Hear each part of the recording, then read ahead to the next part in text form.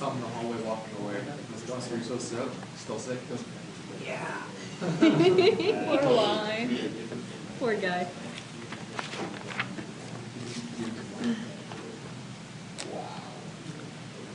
Okay.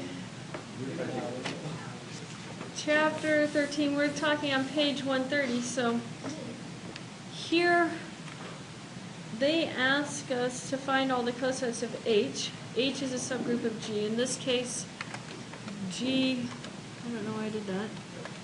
G is equal to the set of integers, mod 4. And H is our set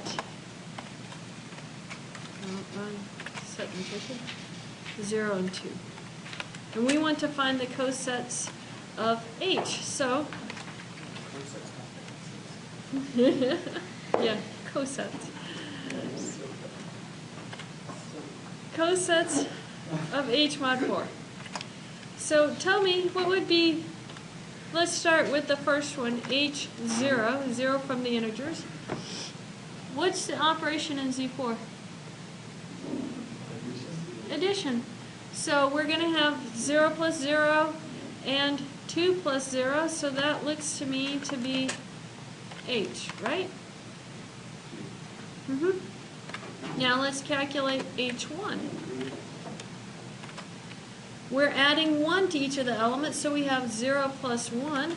Well, 0 plus 1 is equal to what? 1.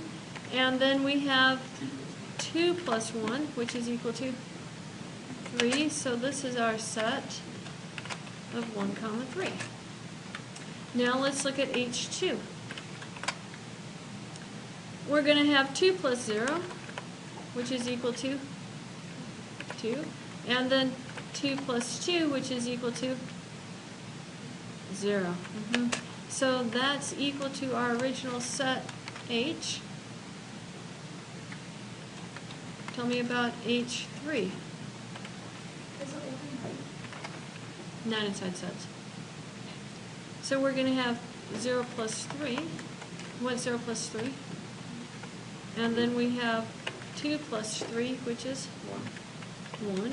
So this is our set 1 and 3, which we saw was H1 up here.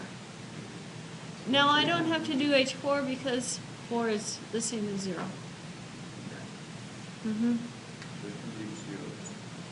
Yeah. So those are all the possible cosets.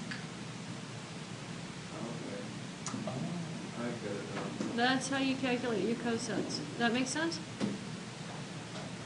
Yes. Okay, good, because you guys get to calculate cosets in A1 and B1 and B5. So start calculating cosets for a little bit, and then we are going to look at proving a couple things. Make that go away. So what's the hypothesis for this one? What? Yeah, let G have order PQ where P and Q are prime, right? Now, whenever you're trying to prove something that's an OR statement, do you guys remember how to do that from set theory and logic?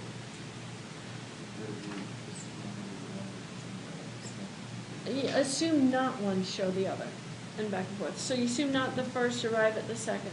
Assume not the second, and arrive at the first. Well, you don't necessarily have to get to both of them. So let's assume that G is not cyclic. What does that mean if G is not cyclic?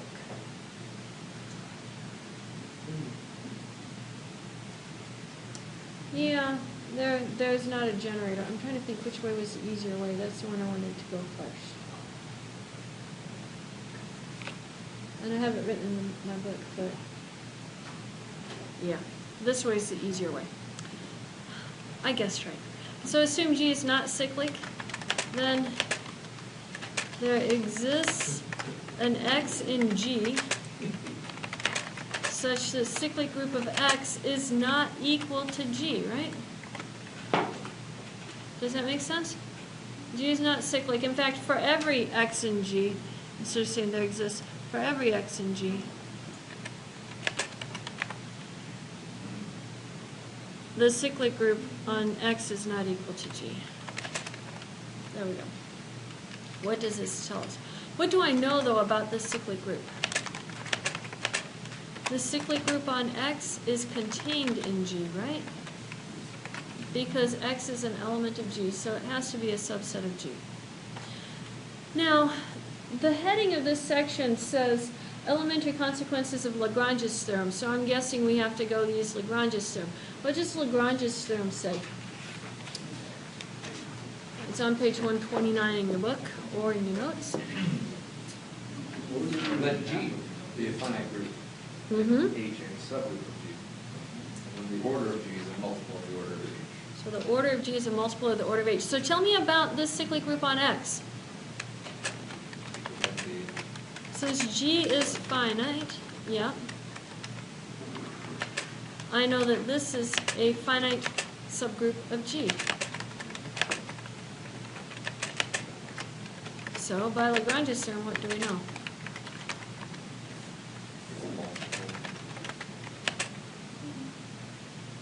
What's multiple? The order, yeah. And notice that we can use the absolute value symbol for order. So the order of X, well, we'll start with the order of G. The order of G is a multiple, like that.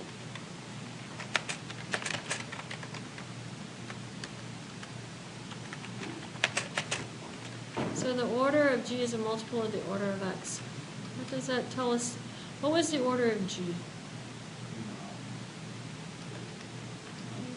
P times Q, right? Mm-hmm.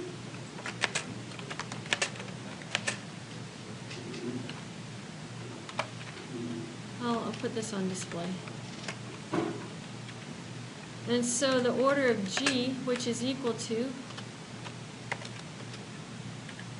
P times Q, is equal to some n times the order of our subgroup X, where n is in the natural numbers. Does that make sense? And some integers. Yeah. Okay, so we got it. Where n is in the natural. So then, what does that tell us? P and Q are prime numbers. We had something about prime factorization theorem and set theory in logic. It's unique, right? You can only factor a number in a unique way except for the order that you factor it. Therefore, what do I know about the order of my cyclic group X? Yeah. The order of that cyclic group has to be either P or Q. Mm-hmm.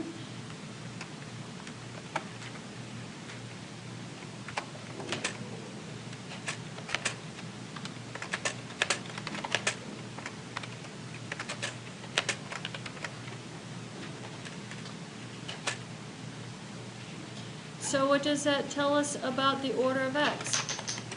This is going by the last kind of little result that they had in chapter 11. Yeah, the order of X has to be equal to the order of the cyclic group of X. That's either P or Q. As these are. So we have the first part done. We assumed G was not cyclic, and we showed that the order was going to be either P or Q. Now we're going to assume that the order of the element of some element, because it says every element, the negation of every means there exists. So we're going to assume that there exists an element that doesn't have an order of P or Q. And see what we get. Let's start that on a new paragraph. Now, assume that there exists, what do we want to call our element? R? We can't call it a number. What about Aleph non? Oh, no. I'm tired of that one.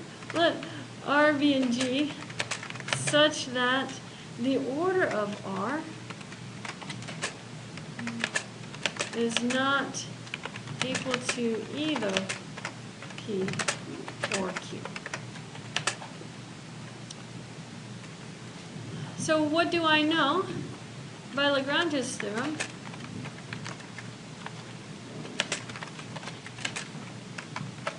I know that, same thing, the order of our element R is equal to, G is a multiple of the order of R, right? So, I don't know, M times R is equal to the order of G, but that's equal to P times Q for some N in the naturals. But, help me out. P and Q are primes still, right? And I know the order of R is not equal to P and it's not equal to Q. So what other option do we have, assuming that X is not equal to E?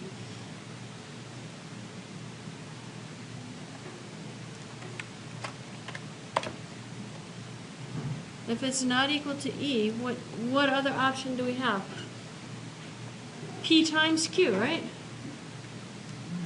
That's the only option. If it's not equal to P and it's not equal to Q, the order, since it has to be G has to be a multiple of it, and G is order of P times Q, the only option I have is multiply P and Q together. So, therefore, it follows that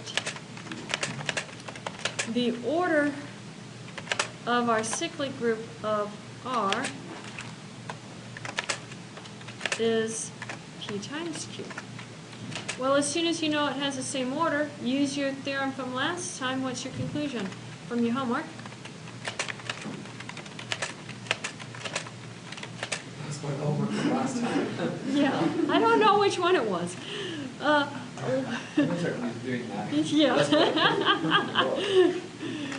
Yeah. What do I know? G is equal to the cyclic subgroup of R. Well, that's because it was the one we were proving. By the homework we are currently proving, which I did before. Yeah. Oh, by the, yeah. This holds. That doesn't quite work either. So I know G equals to R, and hence G is cyclic.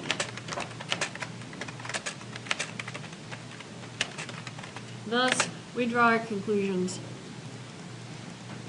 Yeah. Thus, yeah, we're going to rewrite this. We'll reorder.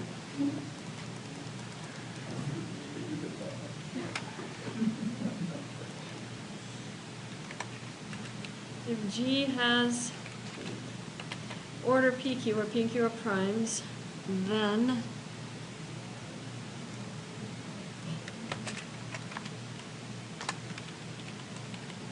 either G is cyclic or every element of G has order P or Q. That kind of makes sense.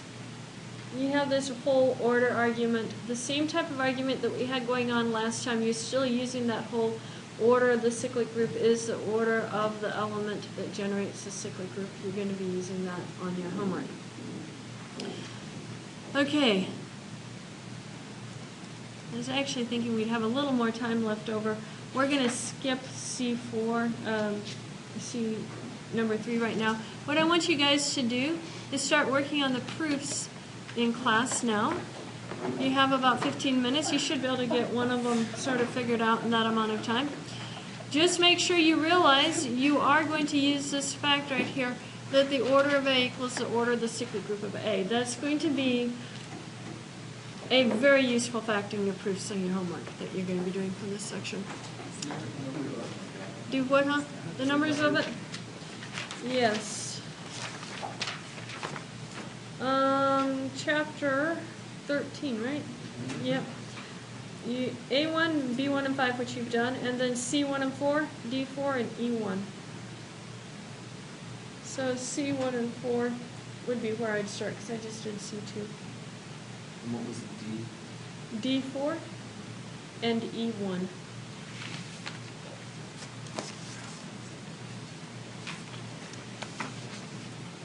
We really haven't proved C1 yet? No. This is for every, not for some. The one we did before was for some.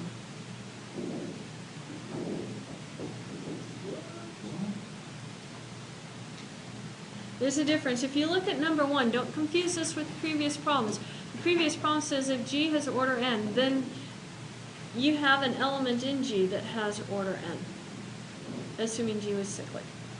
Here we're saying, irrespective of whether G is cyclic or not, if G has order n, then every element in G can be raised to the nth power to get the identity. That doesn't mean that each of those elements has order n, because that order would mean it's the smallest positive integer. No, no, no.